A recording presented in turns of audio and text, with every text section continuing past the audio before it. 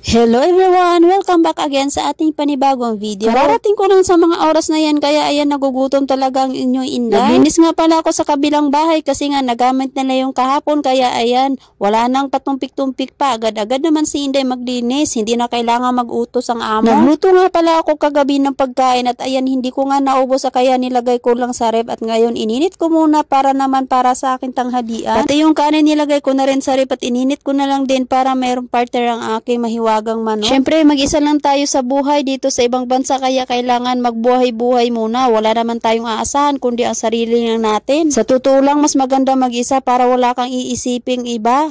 Ayan makikita nyo nga sa mukha ko pagod talaga yan kaya ganyan parang medyo nakasimangot ang inyong Inday. Nagsandok na nga ako dyan ng kanin kasi nainit na nga pala yan at tamang-tama lang ang aking kukunin na kaya kong ubusin. Pag nasa ibang bansa ka kailangan talagang madiskarte para hindi ka magutom. Ay wari ko na parami na ata ang aking sandok kaya ko kaya yung ubusin. Alam niyo ba pag ako'y nagsasaing ay budget na yan 1 hanggang 2 araw na pagkain ko. Ayan tapos na nga pala ako dyan magsandok ng kanin. Wari ko'y uubos ko kaya yan parang naparami naman ang aking sandok. At syempre hindi mawawala ang ating Pepsi kasi bagong sahod tayo. Tingnan nyo pag mga kalahating buwan na yan wala na tayong pambili ng Pepsi. Hahaha. Sino nakakarelate? Hindi ko nga pala nalagay sa ref yung aking Pepsi kaya ayan kumuha na nga ako ng ice. Nilagay ko dyan sa aking mahiwagang tasa. Ewan ko ba mga guys bakit hindi talaga masarap ang soft drinks pag hindi malamig. Ayan pag kumuha tayo ng yelo matuto tayong magpalit kaya ayan nilagyan ko muna siya ng tubig para naman meron tayong magamit sa susunod pa nating pag-iinom ng Pepsi. Hindi ko na nga nakuha yung camera para maipakita sa inyo na nag-refill pala ako dyan ng tubig kasi nga naman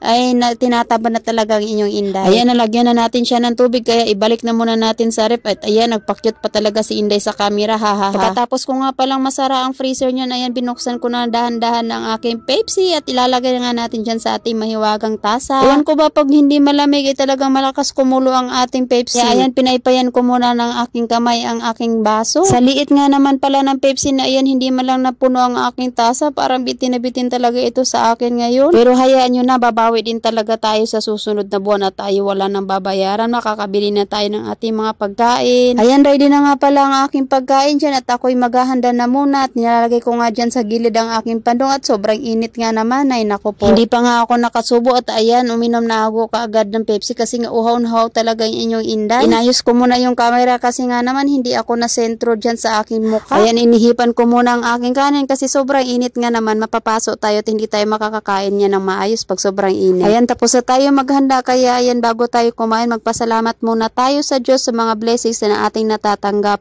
Kaya thank you Lord sa mga blessings na binibigay mo sa akin at sa aking pamilya araw-araw. Umpisahan ko nga pala dyan kumain kasi meron nga pala akong assignment for today. Maraming pinapagawa sa akin ngayon ang aking amo kaya ayan kain muna ako bago ang lahat. Ang sarap-sarap nga namang humigop na sabaw lalo nga ito't mainit pa. Lagay na nga pala ako dyan ng ulam sa aking kanin para naman malasap ko talaga yung aking pagkain for today. Thank you Lord talaga sa mga araw na ito at ako'y may pagkain. Fast forward na nga tayo dyan kasi gusto ko din naman pagpahinga bago muna ako magpatuloy sa aking mga assignment. Shout out nga pala sa aking mga kabayan dito sa iba't ibang bansa sa Middle East. Sana po nasa mabuting kalagayan kayo at sana nakakakain din kayo sa mga tamang oras. At hanggang dito na lang po ang ating video. See you again sa ating next vlog. Bye bye!